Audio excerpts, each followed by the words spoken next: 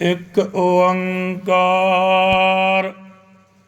ਸਤਨਾਮ ਕਰਤਾ ਪੁਰਖ ਨਿਰਭਉ ਨਿਰਵੈਰ ਅਕਾਲ ਮੂਰਤ ਆਜੁਨੀ ਸੈਭੰ ਪ੍ਰਸਾਦ ਜਪ ਆਦ ਸੱਚ ਜੁਗਾਦ ਸੱਚ ਹੈ ਭੀ ਸੱਚ ਨਾਨਕ ਹੋਸੀ ਭੀ ਸੱਚ। ਪਹਿਲੇ ਪਾਤਸ਼ਾਹ ਸਾਹਿਬ ਸ੍ਰੀ ਗੁਰੂ ਨਾਨਕ ਦੇਵ ਜੀ ਮਹਾਰਾਜ ਕਲਯੁਗੇ ਜੀਵਾਂ ਦਾ ਉਧਾਰ ਕਰਨ ਵਾਸਤੇ ਸਤਿਗੁਰਾਂ ਨੇ ਰਾਏ ਭੋਏ ਭੱਟੀ ਦੀ ਤਲਵੰਡੀ ਅਵਤਾਰ ਧਾਰਨ ਕੀਤਾ।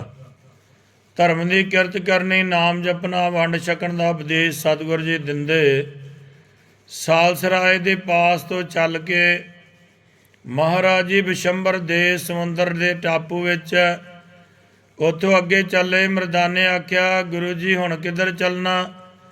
ਗੁਰੂ ਨਾਨਕ ਸਾਹਿਬ ਆਖਿਆ, ਮਰਦਾਨਿਆਂ ਬਿਸ਼ੰਬਰ ਦੇਸ ਸਮੁੰਦਰ ਦੇ ਟਾਪੂ ਵਿੱਚ ਉੱਥੇ ਇੱਕ ਸਾਧੂ ਹੈ, ਉਹਦਾ ਦਰਸ਼ਨ ਕਰਨ ਜਾਣਾ। ਸੁਣ ਮਰਦਾਨਿਆਂ, ਜਿੱਧਰ ਕਰਤਾਰ ਲੈ ਜਾਵੇ ਤੂੰ ਵੀ ਉੱਧਰ ਹੀ ਚੱਲ। ਗੁਰੂ ਨਾਨਕ ਜੀ ਅੱਗੇ ਅੱਗੇ ਚਲੇ ਜਾਂਦੇ, ਕਿਆ ਦੇਖਣ ਜੋ ਧਰਤੀ ਨਜ਼ਰ ਨਹੀਂ ਆਉਂਦੀ। ਮਰਦਾਨੇ ਆਖਿਆ, ਮਹਾਰਾਜ ਜੀ ਧਰਤੀ ਤਾਂ ਨਜ਼ਰ ਆਉਂਦੀ ਨਹੀਂ, ਆਪਾਂ ਕਿਹਦੇ ਉੱਪਰ ਤੁਰੇ ਜਾਂਦੇ ਆ? ਗੁਰੂ ਨਾਨਕ ਸਾਹਿਬ ਜੀ ਆਖਿਆ, ਮਰਦਾਨਿਆਂ ਅਸੀਂ ਮੱਛੀ ਦੀ ਪਿੱਠ ਤੇ ਤੁਰੇ ਜਾਂਦੇ ਆ। ਮਰਦਾਨੇ ਪੁੱਛਿਆ, ਮਹਾਰਾਜ ਜੀ ਐਡੀ ਵੱਡੀ ਮੱਛੀ? ਗੁਰੂ ਨਾਨਕ ਸਾਹਿਬ ਜੀ ਆਖਿਆ, ਮਰਦਾਨਿਆਂ ਇਹ 35 ਕੋ ਲੰਮੀ ਹੈ, 5 ਕੋ ਚੌੜੀ ਹੈ। ਮਰਦਾਨੇ ਚਿੱਤ ਵਿੱਚ ਗਿਣਤੀ ਖਾਧੀ, ਮੂੰਹੋਂ ਕੁਛ ਨਾ ਆਖਿਆ। 3 ਦਿਨ 3 ਰਾਤੀ ਉਹ ਮੱਛੀ ਦੀ ਪਿੱਠ ਤੇ ਸਹਿਜ ਨਾਲ ਚਲੇ ਗਏ। ਮਰਦਾਨੇ ਨੂੰ ਚਿਹਨ ਨਜ਼ਰ ਆਇਆ। ਮਰਦਾਨਾ ਹੈਰਾਨ ਹੋ ਗਿਆ। ਮੱਛੀ ਨੇ ਮੂੰਹ ਅੱਡਿਆ, ਮਰਦਾਨਾ ਕੰਬਿਆ। ਬਾਲੇ ਆਖਿਆ, ਮਰਦਾਨਿਆਂ ਕਿਉਂ ਕੰਬਦਾ? ਮਰਦਾਨਾ ਦਾ ਜਜਮਾਨ ਮੱਛੀ ਸਾਨੂੰ ਨਿਗਲ ਜਾਏਗੀ, ਖਾ ਜਾਏਗੀ। ਬਾਲੇ ਗੁੱਸੇ ਹੋ ਕੇ ਆਖਿਆ, ਮਰਦਾਨਿਆਂ ਅਜੇ ਤੈਨੂੰ ਪ੍ਰਤੀਤ ਨਹੀਂ ਆਉਂਦੀ?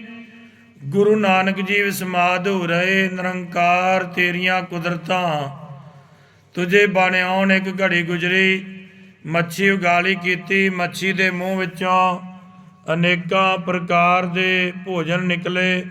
ਮਰਦਾਨਾ ਖੁਸ਼ ਹੋਇਆ। ਤਾਂ ਗੁਰੂ ਨਾਨਕ ਸਾਹਿਬ ਜੀ ਆਖਿਆ, ਭਾਈ ਤੂੰ ਕੌਣ ਹੈ? ਮੱਛ ਬੋਲਿਆ, ਮੈਂ ਮੱਛ ਹਾਂ। ਗੁਰੂ ਨਾਨਕ ਸਾਹਿਬ ਆਖਿਆ, ਜੋ ਤੂੰ ਹੈ ਸੋਈ ਆਖ। ਮੱਛ ਬੋਲਿਆ, ਤੂੰ ਨਾਨਕ ਨਿਰੰਕਾਰੀ ਹੈ। ਗੁਰੂ ਨਾਨਕ ਸਾਹਿਬ ਜੀ ਆਖਿਆ, ਤੂੰ ਕਿਆ ਜਾਣਦਾ? ਫਿਰ ਮੱਛ ਬੋਲਿਆ, ਗੁਰੂ ਜੀ ਜਨਕ ਵਿਦੇਹੀ ਯਾਰ ਮੈਂ ਤੁਹਾਡਾ ਦਾਸ। ਫਿਰ ਆਖਿਆ, ਤੂੰ ਮੱਛ ਕਿਉਂ ਹੋਇਆ? ਤਾਂ ਮੱਛ ਬੋਲਿਆ, ਜੀ ਮੈਂ ਤੁਮਾਰਾ ਸਿੱਖ ਸੀ। ਇੱਕ ਦਿਨ ਤੁਸਾਂ ਮੈਨੂੰ ਕੰਮ ਆਖਿਆ, ਮੈਂ ਗਾਫਲੀ ਕੀਤੀ। ਤੁਸਾਂ ਮੈਨੂੰ ਆਖਿਆ, ਜਦੋਂ ਤੈਨੂੰ ਕੋਈ ਕੰਮ ਆਉਂਦੇ ਆ ਮੱਛੀ ਦੀ ਤਰ੍ਹਾਂ ਤੜਫਦਾ, ਉਹ ਬਚਣ ਦਾ ਸਦਕਾ ਮੈਨੂੰ ਮੱਛ ਦਾ ਜਨਮ ਪ੍ਰਾਪਤ ਹੋਇਆ।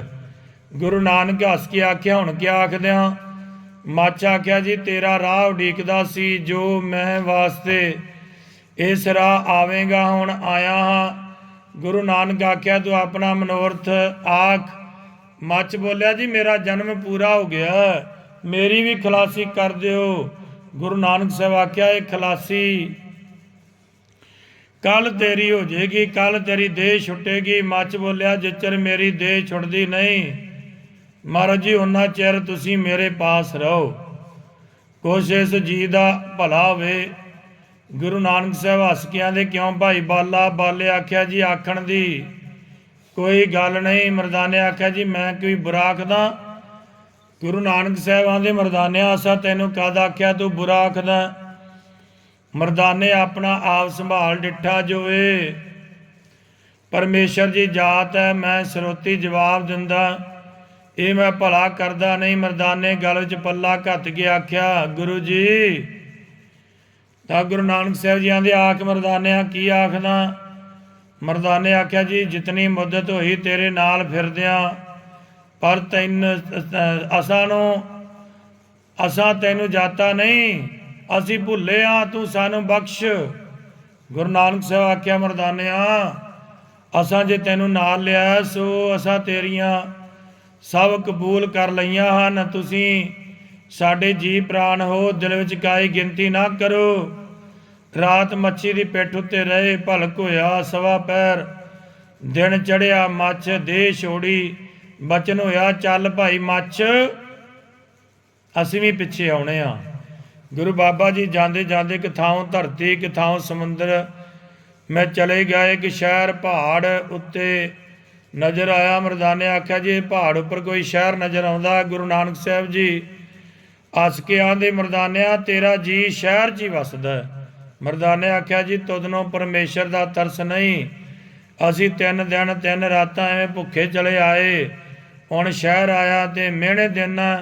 गुरु नानक साहब जी आंदे सुन भाई बाला मर्दाना की आखदा। मैं आख्या गुरु जी मर्दाना सच्चा है, किदा भुखा है ते जन्म का सुभाव ही नहीं जाता। मर्दाने आख्या जजमान तैनूं तां गुरु सवारिया, मैनूं तां नहीं सवारिया। गुरु नानक साहब जी आख्या मर्दानिया ये इहो जिहा शहर है जिथे कड़ाहे च तलदे आ। मर्दाने आख्या महाराज जी फिर नहीं वेखना।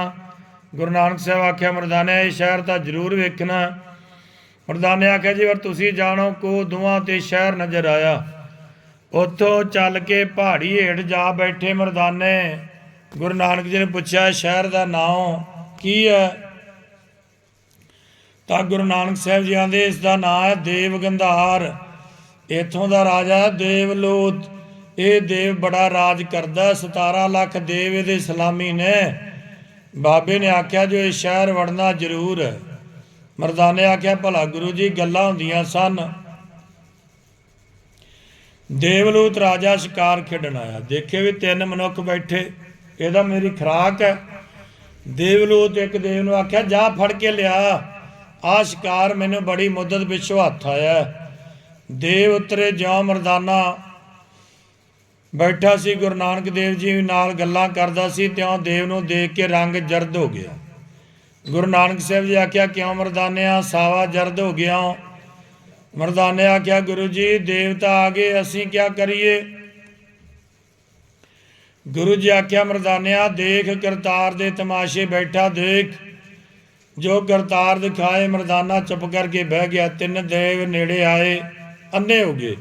भाई बाले गुरु अंगद साहब जी अगे आख्या गुरु जी होर सब कुछ नज़र आवे पर असी तिन्ने नज़र ना आईए। ये जड़ियाँ वारतां भाई बाला सुनाउंदा बाबा बुढ़ा साहब तो लैके गुरु अंगद साहब जी सारियां संगतां सरवण करदियां। पैड़ा मौखा सुल्तानपुर वाला लिखदा भाई बाला आंदा गुरु अंगद साहब जी असी तां नज़र आईए, असी तां ना नज़र आईए, होर सब कुछ नज़र आवे। उन्हां राजे नूं जाके आख्या उत्थे सानूं कुछ नज़र नहीं आउंदा। देवलूत आख्या रे और जाओ। 3 देव होर आए, वो भी अन्ने हो गए। इसे तरह 7 वारी देव आए, सारे अन्ने हो गए। राजे अपने वजीर नूं आख्या रे देवदूत वजीर ये क्या होया? जो जांदा अन्ना हो जांदा। देवदूत वजीर आख्या जी ये कोई कलावान पुरख है, ये मेरे जी मसलत आई है, बाकी जो तुहाडे जी लगे करो। राजे आख्या कहो वजीर जो तू आखेगा भली कहेगा। वजीर आदा मैं उन्हां दी सेवा दे निमित्त जाना, जे तां मैं भी अन्ना हो गया ते तां तुम उसकी सेवा करिए, और जे मैं अंधा होया तां तुम्हारे जी आवे जो वो करिए, जे मैं ना अन्ना होया तां तुसी सेवा करिया जी। देवलूत आख्या भला वजीर तू भला आख्या। देवदूत अपने आत्मा शुद्ध करके महाराज जी पास आया कि मत्था टेकिया। वजीर अपने जी च विचार किया भी मैं तो अन्ना नहीं होया, ये कोई कलावान पुरख है। वजीर पूछा जी तुसी किस नगर किस तरफ से आए हो? गुरु नानक साहब आख्या हमारा नगर अमरा नगर से आए हैं। वजीर पूछा अमरा नगर किस तरफ है? गुरु नानक साहब आख्या अमरा नगर तरफा तो न्यारा। वजीर पूछा तुम्हारा नाम क्या था? नानक जी आख्या नाम हमारा नानक निरंकारी है। वजीर आख्या तुम कौन हो? गुरु नानक आख्या हम होते भी निरंकारी हाँ। वजीर आख्या तुम शहर च चलो। गुरु नानक आख्या सुन वजीर हम अतीत वकीर है, जहाँ बैठे तहाँ बैठे वजीर जा राजे देवलोत ਨੂੰ खबर ਕੀਤੀ। राजा जी तेरे शहर ਵਿੱਚ ਵੱਡਾ ਕਲਾਵਾਨ ਪੁਰਖ ਆਇਆ। ਵਜ਼ੀਰ ਆਖਿਆ ਰਾਜਾ ਤੂੰ ਚੱਲ, ਜੇ ਕੋਈ ਤੇਰੇ ਮਨ ਚਾਵੇ ਸੋ ਧਾਰ ਕੇ ਚੱਲ, ਤੇਰੀ ਪੂਰੀ ਹੋਵੇ ਤਾਂ ਜਾਣੀ ਕਲਾਵਾਨ ਹੈ, ਜੇ ਨਾ ਪੂਰੀ ਹੋਵੇ ਤਾਂ ਜਾਣੀ ਕਲਾਵਾਨ ਨਹੀਂ। ਰਾਜੇ ਆਖਿਆ ਭਲਾ ਵਜ਼ੀਰ ਚੱਲੀਏ। ਰਾਜੇ ਮਨ 'ਚ ਧਾਰੀ ਜੋ ਮੇਰੀ ਖੁਰਾਕ ਹੈ ਫਿਰ ਤਾਂ ਮੈਂ ਉਹਨਾਂ ਨੂੰ ਖਾਵਾਂਗਾ ਹੀ, ਔਰ ਜੇ ਮੈਂ ਵੀ ਅੰਨਾ ਹੋ ਗਿਆ ਤੇ ਮੈਂ ਵੀ ਉਹਨਾਂ ਦੀ ਸੇਵਾ ਕਰਾਂਗਾ। ਇਹ ਗੱਲ ਦਿਲ ਵਿੱਚ ਧਾਰ ਕੇ ਚੱਲਿਆ। ਨਾਲੇ ਵਜ਼ੀਰ ਨਾਲੇ ਲਸ਼ਕਰ ਦੇਵਾਂ ਦਾ ਜਿੰਨੇ ਰਾਜੇ ਸਣੇ ਸਾਰੇ ਆਏ, ਸਾਰੇ ਅੰਨੇ ਹੋ ਗਏ। ਇੱਕ ਵਜ਼ੀਰ ਸੁਜਾਖਾ ਰਿਹਾ। ਵਜ਼ੀਰ ਰਾਜੇ ਨੇ ਪੁਕਾਰਿਆ ਕਿਉਂ ਰਾਜਾ ਜੀ ਕਿਆ ਖਬਰ ਹੈ, ਤੁਮ ਆਪਣੇ ਆਤਮੇ ਦੀ ਦੱਸੋ। ਰਾਜੇ ਆਖਿਆ ਵਜ਼ੀਰ ਤੂੰ ਸੱਚ ਕਹਿਣਾ, ਇਹ ਕੋਈ ਕਲਾਵਾਨ ਪੁਰਖ ਹੈ ਜੋ ਮੈਂ ਮਨ ਵਿੱਚ ਇਹ ਧਾਰਿਆ ਵੀ ਮੇਰੀ ਖੁਰਾਕ ਹੈ, ਫਿਰ ਤਾਂ ਮੈਂ ਇਹਨਾਂ ਨੂੰ ਖਾਵਾਂਗਾ, ਮੈਨੂੰ ਨਜ਼ਰ ਕੁਝ ਆਉਂਦਾ ਨਹੀਂ। ਵਜ਼ੀਰ ਆਖਿਆ ਤੁਮਾਰੇ ਮਨ ਮੇਂ ਕਿਆ ਆਈ। ਤਬ ਰਾਜੇ ਆਖਿਆ ਮੇਰੇ ਮਨ ਚ ਆਉਂਦੀ ਜੇ ਨਜ਼ਰ ਆਵੇ ਤਾਂ ਚਰਨ ਜਾ ਪਕੜਾਂ। ਵਜ਼ੀਰ ਆਖਿਆ ਸੱਚ ਕਹਿਣਾ ਕਿ ਮੂੰਹ ਤੋਂ ਹੀ ਬੋਲਦਾ ਬਲਾਸ ਕਰਦਾ। ਰਾਜੇ ਆਖਿਆ ਵਜ਼ੀਰ ਮੈਂ ਸੱਚ ਕਹਿਣਾ, ਅਬ ਮੈਂ ਜੋਗੇ ਦੇਖਦਾ ਸੀ ਸੋ ਦੇਖ ਰਿਹਾ। ਵਜ਼ੀਰ ਆਖਿਆ ਨਾਨਕ ਨਿਰੰਕਾਰੀ ਤੂੰ ਤਾਂ ਪੂਰਨ ਕਲਾਵਾਨ ਮਹਾਂਪੁਰਖ ਹੈ, ਤੁਸੀਂ ਰਾਜੇ ਨੂੰ ਦਰਸ਼ਨ ਦਿਓ। ਅਬ ਰਾਜੇ ਕੇ ਮਨ में पक्की प्रतीत आई है। गुरु नानक जी आख्या क्यों राजा देवलोत अखियां खोल के देख। देखदा क्यों नहीं। राजे देवलोत दियां अखियां खुल गईयां। राजा देवलोत चरनी आन लगा। गुरु नानक जी बोलिया राजा तैनू गुरु चित आवे तू अपना ये खाना छड़ दे। राजा बोलिया मेरे पास छुट्टा, तुम मेरे ही वास्ते इस नगर में आए सी। गुरु नानक जी बोले तेरे नाल साडा बचन सी, असी इसे वास्ते तेरे पास आए हैं। राजे आख्या गुरु जी चलो मंदिर में बैठो और रसोई भोजन करो। गुरु नानक जी हस के आख्या राजा तेरा खाना साडे काम नहीं। राजे आख्या तुसी अपना ही खाना खाओ। गुरु नानक जी उठ कर राजे नाल चले शहर च। राजा मंदिर विच लै चढ़िया। राजे देवां नूं हुक्म कीता बहुत अच्छे अच्छे मेवे चुन के लियाओ। 7 देव विद्या कीते मेवे नूं। 7 देव होर सीधे नूं विदा कीते। 14 देव सारी समग्री लै आए, आन कर राजे अगे रखी। फिर गुरु जी आख्या राजा जे तू भला चाहना भला करें ये खाना छड़ दे। राजे आख्या तू छड़ावें तां छड़ देंगे। गुरु जी आख्या राजा शुद्ध मन सुधर सैन नूं तू जानना। राजे देवलोत आख्या जी जानदा, वो तो मेरी खुराक है। गुरु नानक साहब जी आख्या सुन राजा जे तू उस ताई असा जिहा करके देखें तेरा प्रसाद तां छकना। राजे आख्या जी तुसीं सत कर जानो तुहाडा बचन पूर्ण हो रहेगा, हम तुमसे भी अधिक करके जानांगे। गुरु नानक जी मेवा प्रसाद छकिया। मैनू हुक्म होया भाई बाला तुसी प्रसाद तैयार करो। मरदाना बहुत भुखा है, बहुते दिनों का रात 1:30 पहर आई। प्रसाद तैयार होया। राजे अते वजीर दोनों हथ जोड़ के खड़े होए, आखन लगे गुरु जी प्रसाद तैयार है, प्रसाद आके अचवो। जाकर प्रसाद छकन लगे। मरदाने भी छकिया, गुरु जी मैं भी छकिया। गुरु नानक देव जी प्रसाद छकिया ते छकदियां दी समाधि लग गई। जां समाधि खुली अपने अगे प्रसाद जिहड़ा पिया सी राजे ते वजीर दोवां नूं गुरु नानक साहब जी दिता। उन्हां दोवां खाधा, दोवां नूं अगम निगम दी सोझी होई, दोनों मस्त हो गए। आख्या देख भाई मरदानिया करतार दे रंग तमाशे 4 घड़ियां गुजरियां, दोवां दी खमारी उतरी पर दोवें पूर्ण हो गए। गुरु जी नूं आखन लगे जो असीं हुण कख ਕੰਨ ਜੋਗੇ भी नहीं रहे, खाक दा काम आउंदी है, असी किसे काम नहीं। गुरु नानक साहब आख्या सुन राजा देवलोत असा तैनू इत्थों दा मसंद कीता, तेरा वजीर टहलिया कीता। तू निरंकार जप, किसे दा बुरा ना मंग, किसे दी घात ना कर, सीधा खाना खाओ। उन्हां दोवां आख्या गुरु जी सानू तां कख तोड़न दी शक्ति नहीं। गुरु जी उत्थों दोवां दी संगत कीती। देव लगे निरंकार जपन। ਅਤੇ ਆਪਣੇ ਨਗਰ ਦੇ ਲੋਕਾਂ ਨੂੰ ਲੱਗੇ ਜਪਾਉਣ। 9 ਮਹੀਨੇ ਗੁਰੂ ਨਾਨਕ ਜੀ ਰਾਜੇ ਦੇਵਲੋਧ ਪਾਸ ਰਹੇ। ਫਿਰ ਉੱਥੋਂ ਵਿਦਿਆ ਲਈ ਤੇ ਅੱਗੇ ਚੱਲੇ। ਉੱਥੋਂ ਗੁਰੂ ਨਾਨਕ ਜੀ ਪਸਰਨਾਮਾ ਸ਼ਹਿਰ ਨੂੰ ਚੱਲੇ। ਉੱਥੇ ਜਾਂਦਿਆਂ 3 ਮਹੀਨੇ ਲੱਗੇ। ਉੱਥੋਂ ਦਾ ਰਾਜਾ ਤੀਖਣ ਸੈਨ ਬਨ ਮਾਣੂਆਂ ਦਾ ਰਾਜਾ ਹੈ, ਆਪ ਵੀ ਬਨ ਮਾਣੂ ਹੈ। ਉਹ ਸ਼ਹਿਰ ਵਿੱਚ ਗੁਰੂ ਨਾਨਕ ਜੀ ਗਏ। ਬਨ ਮਾਣੂਆਂ ਦੀ ਨਜ਼ਰ ਪਈ। ਬਾਲੇ ਆਖਿਆ, ਗੁਰੂ ਜੀ ਇਹ ਬਨ ਮਾਣੂਆਂ ਤੋਂ ਡਰ ਆਉਂਦਾ। ਮਰਦਾਨਾ ਉਹਨਾਂ ਤੋਂ ਡਰਿਆ। ਗੁਰੂ ਨਾਨਕ ਆਖਿਆ, ਕਿਉਂ ਬਾਲਾ? ਮੈਂ ਆਖਿਆ, ਗੁਰੂ ਜੀ ਸੁੱਖ। ਗੁਰੂ ਜੀ ਫਿਰ ਗੁਰੂ ਨਾਨਕ ਜੀ ਮਰਦਾਨੇ ਨੂੰ ਆਖਿਆ ਅਤੇ ਪੁੱਛਿਆ, ਕਿਉਂ ਭਾਈ ਮਰਦਾਨਿਆ ਕਿਆ ਆਖਦਾ? ਮਰਦਾਨੇ ਆਖਿਆ, ਇਹ ਕਿਆ ਬੁਲਾਈ ਨੇ? ਗੁਰੂ ਨਾਨਕ ਸਾਹਿਬ ਜੀ ਆਖਿਆ, ਇਹ ਬਨ ਮਾਣੂ ਨੇ। ਮਰਦਾਨੇ ਆਖਿਆ, ਬਨ ਮਾਣੂ ਹਨ? ਗੁਰੂ ਨਾਨਕ ਸਾਹਿਬ ਜੀ ਆਖਿਆ, ਆਹੋ ਇਹੋ ਬਨ ਮਾਣੂ ਹਨ। ਮਰਦਾਨੇ ਆਖਿਆ, ਗੁਰੂ ਜੀ ਹੋਰ ਤਾਂ ਸਾਰੇ ਨੱਸ ਗਏ ਨੇ, ਪਰ ਇੱਕ ਖੜਾ। ਤੇ ਇਸ ਨੂੰ ਮੈਂ ਪੁੱਛਿਆ, ਭਾਈ ਤੂੰ ਕੌਣ ਹੈ? ਉਸ ਬਾਣੂ ਉਸ ਬਨ ਮਾਣੂ ਅੱਗੋਂ ਚੀਕ ਮਾਰੀ, ਜਿਉਂ ਜੰਗਲ ਦੇ ਪਸ਼ੂ ਚੀਕਾਂ ਮਾਰਦੇ। ਮੈਂ ਆਖਿਆ, ਗੁਰੂ ਜੀ ਇਹਦਾ ਚੀਕਾਂ ਮਾਰਦੇ, ਬੋਲਦੇ ਨਹੀਂ। ਗੁਰੂ ਜੀ ਆਖਿਆ, ਭਾਈ ਬਾਲਾ ਇਹਨਾਂ ਦੀ ਬੋਲੀ ਇਹੋ ਹੈ। ਗੁਰੂ ਜੀ ਉਹ ਜਿਹੜਾ ਚੀਕ ਮਾਰ ਕੇ ਨੱਸ ਗਿਆ ਸੀ, ਉਹ ਜੰਗਲ ਚੋਂ ਮੇਵੇ ਲੈ ਆਇਆ, ਦੂਰੋਂ ਅੱਗੇ ਰੱਖ ਕੇ ਪਿੱਛੇ ਹਟ ਖੜੋਤਾ। ਗੁਰੂ ਜੀ ਆਖਿਆ, ਭਾਈ ਬਾਲਾ ਚੁੱਕ ਲੈ। ਮੈਂ ਕਿਹਾ, ਗੁਰੂ ਜੀ ਤੁਸੀਂ ਤਾਂ ਜਿਹਾ ਕਿਹਾ ਪ੍ਰਸ਼ਾਦ ਮੂੰਹ ਪਾਉਂਦੇ ਨਹੀਂ। ਗੁਰੂ ਜੀ ਆਖਿਆ, ਭਾਈ ਬਾਲਾ ਇਹ ਪ੍ਰਸ਼ਾਦ ਪਵਿੱਤਰ ਹੈ, ਇਹ ਬਨ ਮਾਣੂ ਨੇ, ਕੰਦ ਮੂਲ ਦਾ ਆਹਾਰ ਕਰਦੇ ਨੇ, ਹੋਰ ਜੀਆਂ ਪਾਸੋਂ ਡਰਦੇ ਨੇ। ਉੱਥੇ ਜੰਗਲ ਵਿੱਚ 1 ਮਹੀਨਾ ਰਹੇ। ਇਸ ਤਰ੍ਹਾਂ ਸੇਵਾ ਬਨ ਮਾਣੂ ਕਰਦੇ ਰਹੇ। ਫਿਰ ਮਹਾਰਾਜ ਜੀ ਉੱਥੋਂ ਅੱਗੇ ਚੱਲੇ। ਅੱਗੇ ਸਮੁੰਦਰ ਲਹਿਰਾਂ ਦਿੰਦਾ।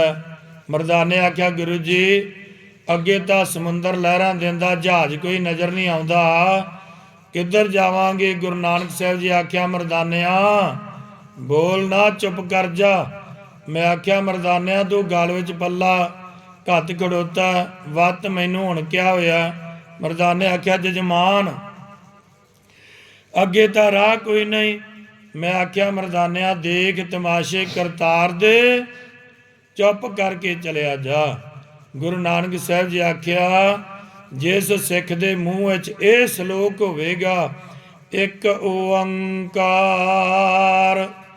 ਸਤਿਨਾਮ ਕਰਤਾ ਪੁਰਖ ਨਿਰਭਉ ਨਿਰਵੈਰ ਅਕਾਲ ਮੂਰਤ ਆਜੂਨੀ ਸੈਭੰ ਗੁਰ ਪ੍ਰਸਾਦ। ਜਪ ਆਦ ਸੱਚ ਜੁਗਾਦ ਸੱਚ ਹੈ ਭੀ ਸੱਚ, ਨਾਨਕ ਹੋਸੀ ਭੀ ਸੱਚ।